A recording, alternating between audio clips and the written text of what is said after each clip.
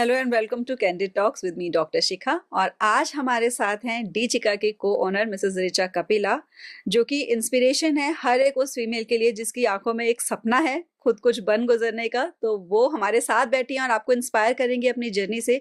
और रिसेंटली उनको shark tank से भी फंडिंग मिली है, तो वो भी इंस्पिरेशन आपको जरूर मिलने वाली है उनसे। मोस्ट वेलकम रिचा जी, कैसी हैं आप? Thank you so much, thank you for having me. मैं बहुत अच्छी हूँ और बहुत एक्साइटेड हूँ आज आपके साथ बातें करने के लिए और कुछ सीखने और अपना जर्नी शेयर करने के लिए। जी, हम भी बहुत कुछ सीखने वाले हैं आपसे। तो डीचिका के बारे में मैं आपसे जानना चाहूंगी कि ये जो थॉट है, बहुत ही इनोवेटिव थॉट आपके माइंड में ये आया कि जिसमें आप टीनेजर्स को टारगेट करते हैं कि उनका जो इशू है, उनको जो इनरवियर्स है नहीं मिलते थे अपनी एज के अकॉर्डिंगली, अपनी नीड्स के अकॉर्डिंगली, आपने उस सेगमेंट को टारगेट किया। तो ये आपको आइडिया कहाँ से आया? इनिशियली तो हम सब टीनेजर्स रहे हैं, बट एज वुमेन हम कभी भी अपनी प्रॉब्लम्स, विमेन प्रॉब्लम्स या गर्ल प्रॉब्लम्स को एक टाइम के बाद भूल जाते हैं। और फिर आपको लगता है कि फिर एक दिन आपको कभी कभी किसी को रियलाइज होता है, किसी को नहीं होता। मुझे रियलाइज हुआ अपनी को फाउंडर वानी के साथ। हम लोग किड्स वेंचर करते थे, किड्स वेंचर हमारा था। हमने अपना बिजनेस स्टार्ट किया था 2014 में और हम किड्स के प्रोडक्ट्स बेचते थे। उस बिजनेस के दौरान हमें रियलाइज हुआ कि ये एक ऐसा बिजनेस था जो कोई प्रॉब्लम नहीं सॉल्व कर रहा था। तो हमने सोचा कि इसकी क्या कोई ऐसी प्रॉब्लम है जो हम किड्स कैटेगरी में जो सॉल्व कर सकते हैं, या कोई गैप है। तब हमने इसके बारे में रिसर्च किया और हमें रियलाइज हुआ कि ये कैटेगरी है जो 8 साल से लेकर 18 साल तक के एज ग्रुप के लिए प्रोडक्ट्स है ही नहीं अवेलेबल मार्केट में।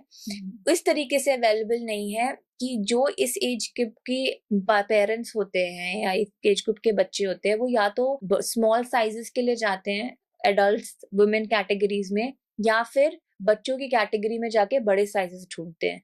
और ये दोनों कैटेगरीज के छोटे साइज और बड़े साइजेस जनरली ब्रांड्स के पास अवेलेबल होते ही नहीं है। तो बेसिकली वो ही यूज कर रहे हैं या वो ही परचेज कर रहे हैं जो बचा कुचा है या जो उनके पास अवेलेबल है। तो चॉइस जैसी कोई चीज तो उनको मिल ही नहीं रही है। और आजकल की जनरेशन ऐसी है कि उनको अपने चॉइसेस और अपनी इंडिविजुअलिटी और अपनी जो चॉइसेस हैं उनको एक्सप्रेस करना और उनको अचीव करना उनके लिए प्रायोरिटी है। दैट्स व्हेन वी रियलाइज कि एक ऐसा सेगमेंट है जिसपे हमें फोकस करना चाहिए और उनके लिए। और इनरवेयर एक ऐसी कैटेगरी है जो उस एज ग्रुप के लिए बहुत ही इम्पोर्टेंट है, बिकॉज उस एज में लड़की वुमेनहुड में एंटर कर रही होती है। ठीक है। और वो एक बहुत ही प्रेशियस, बहुत ही इम्पोर्टेंट मोमेंट होता है या टाइम फेज होता है लाइफ का, जिसे बहुत लोग नजरअंदाज करते हैं या एक बंद कमरे तक ही सीमित रखते हैं। जो मुझे लगता है कि नहीं करना चाहिए, क्योंकि ऐसा नहीं है कि किसी को उसके बारे में पता नहीं है, पता सबको है। तो वो एक बंद कमरे में क्यों है, उसके बारे में बात करनी चाहिए और उसको इम्पोर्टेंस देना चाहिए। तो क्योंकि मैं इसी इंडस्ट्री में थी, तो मेरा यही एक तरीका था मैं उस पे वर्क कर सकूं। तो हमने इनरवेयर पे वर्क किया और उसके बारे में बात करना शुरू करा।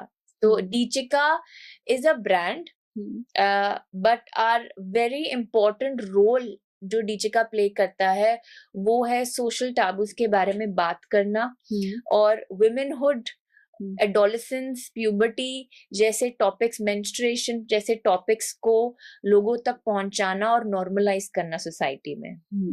बहुत अच्छा इनिशिएटिव है आपका। और इनरवेयर की बात जब करते हैं, हम स्पेसिफिकली ब्रा की बात करते हैं, उसमें क्या होता है कि बहुत सारी मदर्स ये एक्सेप्ट नहीं कर पाती कि मेरी जो बेटी है, डॉटर है, इसको कब वो चीज अवेलेबल करवाई जाए। और वो एज ऐसी होती है कि जो डॉटर्स होती है वो खुद से भी नहीं जाकर बोलती। और अगर राइट टाइम पे उनको राइट इनरवेयर नहीं मिलता है, बॉडी इमेज इश्यूज होते हैं, उनका ये जो शोल्डर्स होते हैं वो उसको श्रिंक करके चलना शुरू करती हैं। तभी जो पोस्चर होता है लड़कियों का बिगड़ जाता है टीनेज के बाद जाके, क्योंकि उनको राइट इनरवेयर नहीं मिल रहा, राइट सपोर्ट नहीं मिल रही, वो कॉन्फिडेंट नहीं फील करेंगे अपनी बॉडी में। तो ऑब्वियसली वो अपने शोल्डर्स को बेंड करके चलना शुरू करते हैं। पूरी लाइफ का उनका इम्पैक्ट हो गया इस छोटी सी चीज। बहुत मेजर इम्पैक्ट है। आपने बहुत सही तरीके से इसको एक्सप्लेन करा। I think better than us.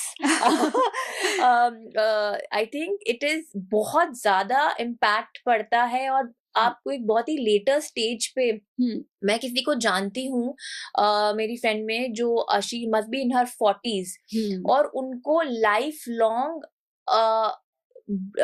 Body breast की प्रॉब्लम हो गई है, because she is not been able, she was not given the right size and the right bra in that age. मुझे लगता है बच्चों को एक्सपोजर देने से पहले खुद एक्सपोजर लेना बहुत जरूरी है.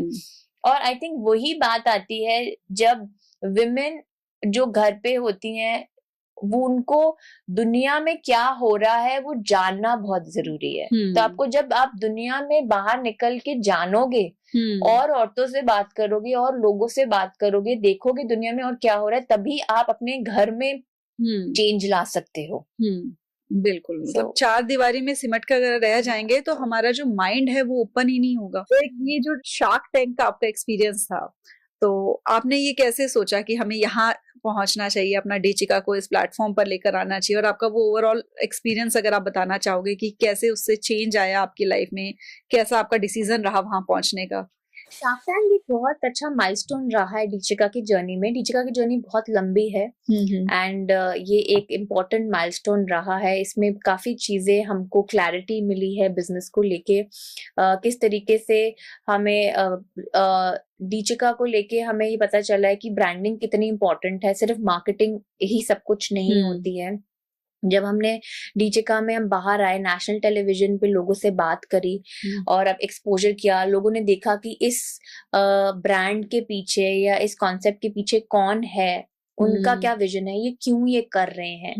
ठीक है, वो चीज जानना लोगों के लिए बहुत इम्पोर्टेंट रहा है.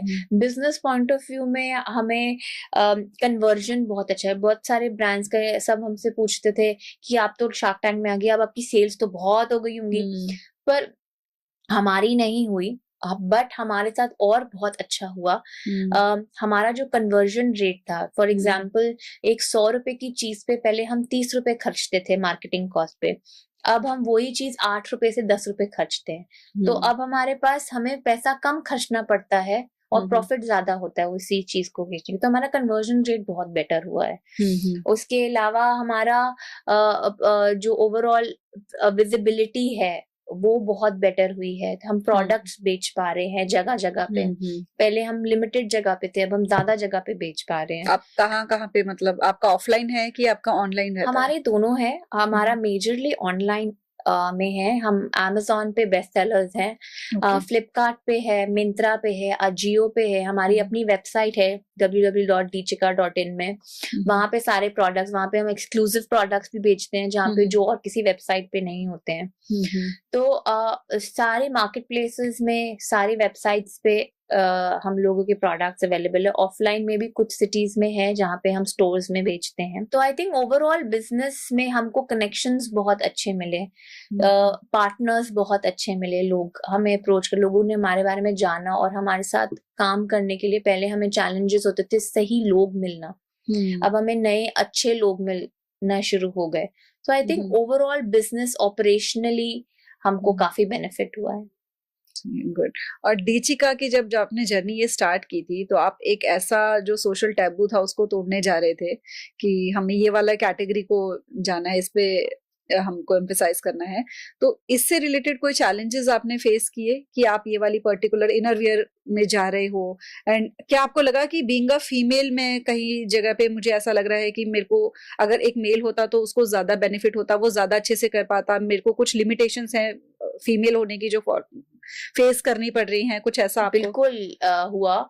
सो इनरवेयर एक बहुत ही मेल डोमिनेटेड इंडस्ट्री है. ओके. हाँ, ये एक बहुत बड़ी आयरनी है.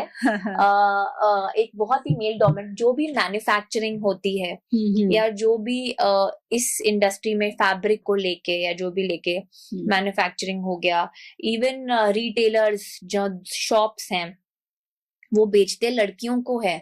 बट अगर मैं एज अ ब्रांड उनको अप्रोच करूँ, वो मेरे को अटेंड ही नहीं करेंगे.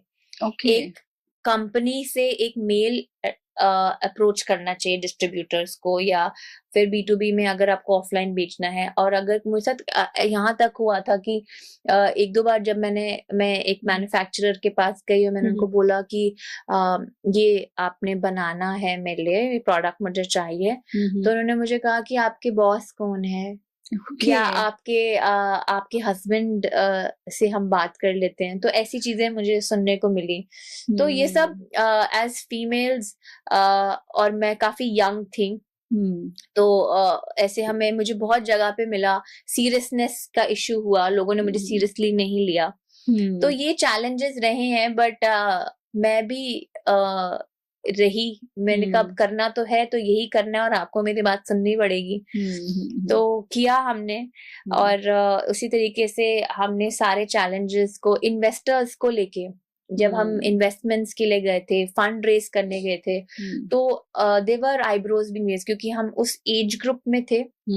मैं और मेरी सिस्टर इन लॉ, वो हमसे एक तो सिस्टर इन लॉ वाला एंगल आता था, फिर उसके बाद आता था कि अगर कल को I did not have a child for a very long time, almost 8 years of डीचिकास जर्नी।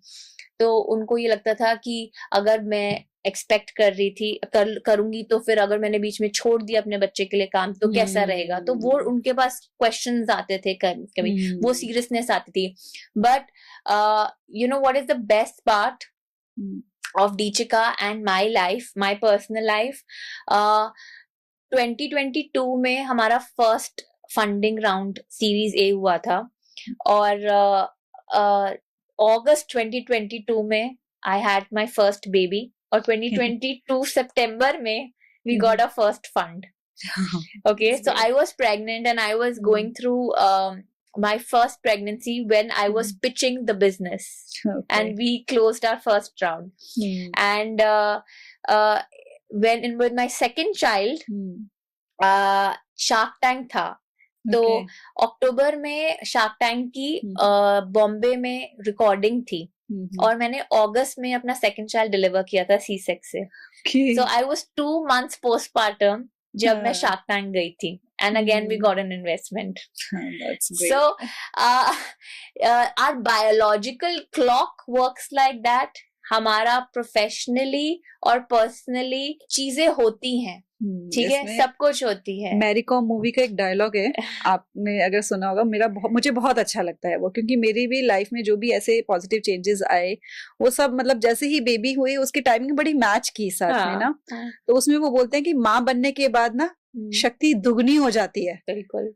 तो अब तुमको दुगनी मेहनत करनी है। वो मैरी कॉम को कहते हैं, मैरी कॉम के भी बेबी डिलीवर होते हैं, उसके बाद वो चैंपियनशिप के लिए जाती हैं। तो पता नहीं एक अंदर से क्या एनर्जी आती है कि हम कर लेते हैं फिर उसको।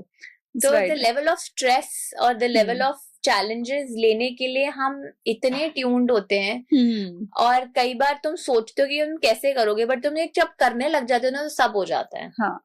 और मैं तो I win my journey, and these are big milestones of my life, my personal and professional life, और बहुत बड़ी बड़ी चीजें हैं ये बेबीज, एंड क्योंकि पूरा बिजनेस आज की डेट में फंड और उसके हिसाब से होते हैं। Shark Tank has been a big milestone, तो all of that has happened hand in hand together for me. So I think if my journey can inspire you in any way, I think that is it. अगर मैं कर सकती हूँ तो everybody can do it. Definitely. और जैसे आपने कहा ना कि मेल डोमिनेटेड इंडस्ट्री है इनरवियर की, और वहां पर आप आए, आपने अपने आप को एस्टेब्लिश किया। यू नो व्हाट, कि जितनी आपकी तरह ही और आगे निकल कर आएंगी ना फीमेल्स, उतना ही बाकी फीमेल्स के लिए भी एक सेफर एनवायरनमेंट आ जाता है कि आपने वहां इनिशिएटिव ले लिया, आप वहां पर आ गए हो, अब बाकी भी आपको फॉलो करती आ सकती है। सेम आपने वो पाथ बना दिया। I think more than inspiring and for them to follow me, I just feel कि ये बताना जरूरी है कि आप लोग के साथ जो हो रहा है वो शायद बहुत लोगों के साथ हो रहा है। बिल्कुल। और ये बहुत ही नॉर्मल चीज है। शायद मेरी प्रॉब्लम और आपकी प्रॉब्लम सेम है, और मेरी फाइट और आपकी फाइट सेम है, पर वो फाइट हम दोनों ने इंडिविजुअली अपने लिए लेनी है। मैं एक बहुत ही सपोर्टिव फैमिली बैकग्राउंड से आती हूँ, तो कई बार हमारी फैमिली में भी ऐसे होता है कि जब मेरे हस्बैंड या मेरे फादर इन लॉ घर आते हैं और मैं भी ऑफिस से घर आती हूँ, तो बहुत ही नेचुरली होता है कि अगर मैं पहले आती है तो मैं उनको पानी ऑफर करती हूँ, पर कई बार अगर वो पहले आए होते हैं तो मुझे पानी ऑफर नहीं होता और मुझे भी रियलाइज नहीं होता और मैं जाके खुद पानी ले लेती हूँ।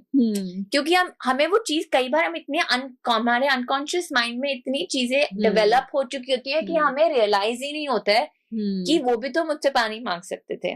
जबकि ये एक बहुत छोटी सी बात है, और आजकल की जो लोग हैं, विमेन है, इससे बहुत बड़ी बड़ी प्रॉब्लम्स अपनी फैमिली में फेस कर रहे हैं, और जो फैमिली सपोर्ट इश्यूज हैं इतने बड़े हैं कि आई थिंक मैं शायद इमेजिन भी नहीं कर सकती। फैमिली सपोर्ट देखो बहुत इंपॉर्टेंट होती है, और आप भी बात कर रहे हो कि मैं बहुत सपोर्टिव फैमिली से आती हूँ, सेम गोज विद मी कि मैं भी बहुत सपोर्टिव फैमिली से आती हूँ। मोस्ट ऑफ द फीमेल्स ऐसी हैं that they have to ask for that support, for that help, और बहुत सी उनमें से फिर ऐसी हैं जिनको मांग कर भी वो सपोर्ट नहीं मिलती है, और बहुत सी फिर ऐसी रह जाती हैं जो उस सपोर्ट को मांगने के लिए हिम्मत भी नहीं कर पाती। बिल्कुल। उनके लिए क्या आप सजेशन देना चाहोगे कि जिनकी आंखों में सपना है बट सपोर्ट नहीं है? आई थिंक सपोर्ट एक कॉन्वर्सेशन से स्टार्ट होती है। मुझे लगता है इतनी सारी आजकल मूवीज बन रही है, इतना सब कुछ, जैसे वो दिल धड़कने दो में जो एक सीन था जिसमें प्रियंका चोपड़ा का जो हस्बैंड बनते हैं, टॉक्सिक होते हैं, हाँ, उन्होंने कहा कि मैंने इसको अलाउ किया था काम करने के लिए, एंड वहीं पे उन्होंने जो आई थिंक उसका कौन था, जावेद अख्तर का बेटे, क्या नाम है उनका, फरहान अख्तर ने बोला था कि अलाउ क्या होता है, यू नो, मतलब इट इज हर चॉइस कि उसको काम करना है या नहीं करना। सिमिलरली हर लड़की की अपनी एक चॉइस होती है कि काम करना है या नहीं करना, और अगर आपके पास फैमिली सपोर्ट की प्रॉब्लम है, जो आई थिंक बहुत कॉमन सिचुएशन है, मुझे आई एम श्योर हम दोनों को सुनते होंगे लोग और लड़कियां बोल रही होंगी कि हाँ, इनको तो फैमिली सपोर्ट है तो ये क्या ट्रिप करेंगी, बट वी डू अंडरस्टैंड कि बहुत बड़ी प्रॉब्लम्स होती हैं, लोगों को नहीं चॉइस मिलती। मेरी मदर को नहीं मिली थी, तो ऐसा नहीं है कि मैंने वो देखा नहीं, I have lived with my mother. मेरी मॉम जब उनकी शादी हुई थी तो एक बहुत अच्छी गवर्नमेंट जॉब में थी, पर उनकी शादी के बाद उनको बोल दिया गया था कि आपको काम करने की जरूरत नहीं है, और वो आज तक उस बात को लेके उनके दिमाग में वो कहीं ना कहीं बात है उनके। तो द पॉइंट इज कि पर उन्होंने फाइट नहीं किया उस टाइम पे, क्योंकि उस टाइम की जनरेशन अलग थी, उस टाइम की जनरेशन, आज भी वैसे लोग हैं।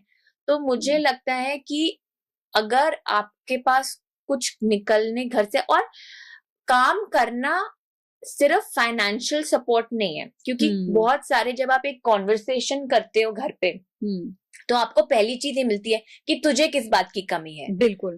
तुम्हें तेरे को कोई पैसे की कमी है, या मैं तेरे को सपोर्ट नहीं कर रहा हूँ, मेरे को जो प्रोवाइड नहीं कर पा रहा हूँ, या आपकी मदर इन लॉ कहती है मेरा बेटा कोई कम है जो तेरे को कुछ कमी दे रहा है तेरे को। जनरली आप यही चीजें सुनने को मिलते हो, पर आई थिंक कॉन्वर्सेशन यहाँ शुरू होनी चाहिए कि फाइनेंशियल सपोर्ट सब कुछ नहीं है बाहर काम करने के लिए, अपने पैशन को एंजॉय करने का। मैं कहती हूँ कि अगर आपके बच्चे हैं और आपको उनको टाइम देना, और आपको आपके बच्चे संभालने के लिए आपके पास कोई सपोर्ट सिस्टम नहीं है, तो मुझे लगता है कि आपको अपना पैशन करो, अपना कमाओ पैसे, घर पे मत दो, अपने पे मत खर्च कर दो, उसको वो टाइम निकालने के लिए उस पैसे को यूज कर लो। सिर्फ फॉर एग्जाम्पल आपको उसे डे केयर भेजना है बच्चे को, तो उसकी फीस दे दो कि अगर आगे वो 4 घंटे है, वो 4 घंटे आप अपने लिए करो।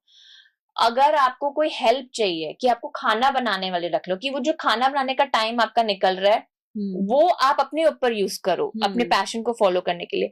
मुझे समझ नहीं आ रहा कि आजकल की दुनिया और या आजकल की लड़कियों को अपने ऊपर प्रेशर डालने में क्या मजा आता है।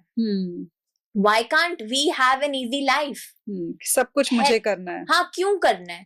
अगर आपको हेल्प प्रोवाइड और अगर आपके बहुत सारे हस्बैंड ऐसे होते हैं कि मुझे तो तेरे हाथ का ही खाना खाना है। हाँ, मैं बनाऊंगी, पर let's just do it for weekends, या शायद हफ्ते में 2-3 बार के लिए कर लो, क्योंकि मुझे भी कुछ और करना है। तो मुझे लगता है कॉन्वर्सेशन करनी स्टार्ट करनी है, और अपने पति को और घर वालों को बोलना जरूरी है कि भाई आपकी मदर नहीं बन सकती मैं। अपने हस्बैंड्स को बोलना बहुत जरूरी है कि I am not your mother, I am your wife and we are in this relationship as a equal partnership. ठीक है। और कल को अगर मैं कुछ बाई चांस अच्छा कर जाती हूँ या कुछ मेरा क्लिक हो जाता है तो वो प्रेशर तुम्हें भी लेने की जरूरत नहीं है कि तुम्हें एक प्रेशर, जैसे आप कह रहे हो कि लड़कों पे बहुत प्रेशर होता है बाय हुक और बाय क्रुक मोनेटाइज करना अपने आप को और पैसा घर में प्रोवाइड करना। मुझे लगता है बहुत सारे लोगों और मेन को पे वो प्रेशर इतना भारी पड़ जाता है कि और उनको लगता है कि उसके अलावा कोई ऑप्शन ही नहीं है उनके पास, विच इज नॉट ट्रू। तो मुझे लगता है एज अ पार्टनरशिप दोनों इंडिविजुअल्स को अपने अपने तरीके से आप अपनी इंडिविजुअल और अपनी प्रॉब्लम्स को सॉल्व कर सकते हो। और जहां पे प्रॉब्लम आ रही है तो उसको बात करना बहुत जरूरी है, क्योंकि ये हमारी सोसाइटी को ये चीज ना समझनी पड़ेगी कि इनकम अर्न करना is also a life skill. जैसे कि हम अपने बेटों को सिखा रहे हैं कि खाना बनाना सीखो, घर के कामों में हेल्प करो ताकि वो आगे चल के अपनी वाइफ के घर के कामों में हेल्प करें। अब मोस्टली जो वर्किंग हस्बैंड्स हैं वो सुबह जाते हैं, रात को अगर आ रहे हैं तो वो बच्चे को देखते हैं। बिल्कुल। अब वो वाला माइंडसेट उतना नहीं रहा है, अगर कुछ एक होगा पार्ट जो ऐसे होंगे उस वाले माइंडसेट के, लेकिन मैक्सिमम ऐसे हैं जो सपोर्ट करते हैं। तो उसी तरीके से हमें फीमेल्स के लिए भी लेना चाहिए कि भी उनके अपनी ग्रोथ के लिए भी ये एक लाइफ स्किल है that they should know how to earn and they should contribute किसी ना किसी तरीके से, ताकि जो मेल है उसका भी बर्डन कम हो जाए। वो तो फाइनेंशियल एस्पेक्ट होता है, पर मुझे लगता है वो भी एक बहुत इंपॉर्टेंट पार्ट है। But apart from financial aspect मुझे लगता है जब आप दो लोग कहीं अपनी एक इंडिविजुअल लाइफ जी के आ रहे हैं, कुछ काम करके आ रहे हैं, 10 लोगों से बात कर रहे हैं, जब आप दोनों घर में आके बैठते हो आपके पास बात करने के लिए एक टॉपिक है। आपका हस्बैंड, आप कितनी हस्बैंड्स को जानते हो जो अपनी हाउसवाइफ के पास आके अपनी काम की बात करते हैं क्योंकि आपके हस्बैंड को ये लगता है कि उसको समझ नहीं आएगा। और आपकी वाइफ जब आपकी बात करती है तो आपका हस्बैंड कहते हैं इसके पास यही बात है क्योंकि उसके पास है ही वही बात। तो आपको वो जरूरी उसको प्रायोरिटाइज करना है कि कॉन्वर्सेशंस ही रिलेशनशिप्स बनाती है, B it a husband wife relationship, B it a friendship, B it any relationships. Conversation makes relationships. और अगर आप वो कॉन्वर्सेशन नेगेटिव करते हो तो रिलेशनशिप खराब करते हो, कॉन्वर्सेशन बंद करते हो तो रिलेशनशिप्स खराब करते हो। तो the more fruitful you have conversations the better you have a relationship। ऐसी कोई प्रॉब्लम नहीं है या ऐसी कोई सोल्यूशन नहीं है जो आपको नहीं मिल सकता अगर आप उसे बात करके नहीं करोगे। तो the best part about women is कि हम लोग कंडीशनड उस तरीके से होते हैं कि अगर हम बाहर काम कर रहे हैं तो एफिशिएंटली वहां पे भी काम कर रहे होते हैं और घर के बारे में भी मैनेज कर रहे होते हैं। हमारे अंदर वो क्षमता है नेचुरली, जैसे ही भगवान ने हमारी बॉडीज को कॉम्प्लेक्स बनाया है तो हमारे को वो क्षमता भी दी है कि हम कॉम्प्लेक्स सिचुएशंस को मैनेज कर सके। बिकॉज हम अपनी कॉम्प्लेक्स बॉडीज को मैनेज करें तो हम एक्सटर्नल सिचुएशंस को भी तो मैनेज कर सकते हैं ना। It is just that how much you are open and confident and out to manage that. आपकी इस बात से ना बहुत सी उनको तो इंस्पिरेशन मिल गई होगी कुछ करने की, जो ये सोच के डर के बैठी कि पता नहीं सब कुछ हैंडल कैसा होगा। नहीं तो सब हैंडल हो जाता है। स्टेप लेने की देर होती है, आपके पास अपने आप सॉल्यूशंस आने शुरू हो जाते हैं, सब कुछ हैंडल होता है। बस आपको गिव अप नहीं करना है, आपको क्विट नहीं करना है। अगर आप आगे कदम बढ़ाओ तो अपॉर्चुनिटीज अपने आप आती है, सब सॉल्व होना शुरू हो जाता है। बिल्कुल। और पता है बहुत जरूरी है ये चीज सोचना, सबसे मैंने पहले भी बोला था कि everything is not about financial contribution, it is about mental development. And secondly normalise domestic help, normalise. पूरी दुनिया में बच्चे डे केयर जाते हैं, मुझे खुद प्रॉब्लम हुई थी, मैं आज भी अपने बच्चे को डे केयर में नहीं डाल पाई हूँ, बट मैं खुद भी चाहती हूँ और मैं जेन्युइनली जोड़ना चाहती हूँ कि बच्चों को थोड़े टाइम के लिए डे केयर डालने में कोई हर्ज नहीं है। और मुझे लगता है कि पूरा दिन छोड़ने की जरूरत नहीं है। अपने पैशन को फॉलो करने के लिए रास्ते आपको खुद ढूंढने हैं, लोगों से खुद बात करनी है। आई एम श्योर बहुत सारी फैमिलीज में ये आएगा, मेरी फैमिली में भी बहुत ये एक हिंड्रेंस आती है कि डे केयर में क्यों। थैंकफुली मेरा इकोसिस्टम उस तरीके से है कि मेरे पास सपोर्ट है मेरी मदर की, मेरी फैमिली भी। बट अगर नहीं है और आपको उसको मैनेज करना है तो आपको बात करनी जरूरी है और उनको बताना बहुत जरूरी है कि क्यों ये कर रहे हैं। ऐसा तो नहीं है ना कि बच्चे को कहीं छोड़ के या mother in law father in law को घर पे अकेला छोड़ के उन्होंने कहा सारा दिन मैं अकेली रहती हूँ, मैं तो बोर हो जाती हूँ, तू चली जाती है। कितनी बार ऐसे सुनने को मिल जाता होगा। बट मैं क्यों जा रही हूँ, ठीक है, और अगर जो मैं घर पे बैठ रही हूँ उसका क्या इम्पैक्ट हो रहा है मेरी लाइफ में या हमारी लाइफ में, वो समझना और वो डिस्कस करना। सिर्फ ये नहीं बोलना कि मुझे अपना पैशन फॉलो करना है, मुझे ये करना है, इससे प्रॉब्लम सॉल्व नहीं होगी। वो पैशन मैं सॉल्व नहीं कर पा रही हूँ या मैं वो हो सकता है पैशन सॉल्व करने के लिए मैं बाहर निकलूं और मैं फेल हो जाऊं, पर मुझे वो ट्राई करने का हक तो है। बिल्कुल सही बात। और वो लेने में क्या हर प्रॉब्लम है, वो प्रॉब्लम, और वो अगर मैं जब तक खुद ट्राई नहीं करूंगी तो मुझे पता ही नहीं चलेगा कि वो मैं करना चाहती हूँ, मैं कितनी पैशनेट हूँ। हो सकता है मुझे नहीं समझ में आए और मैं वापस कर लूं, बट वो, और अगर मैं वो ट्राई नहीं कर रही उसका क्या इम्पैक्ट पड़ रहा है वो डिस्कस करना जरूरी है।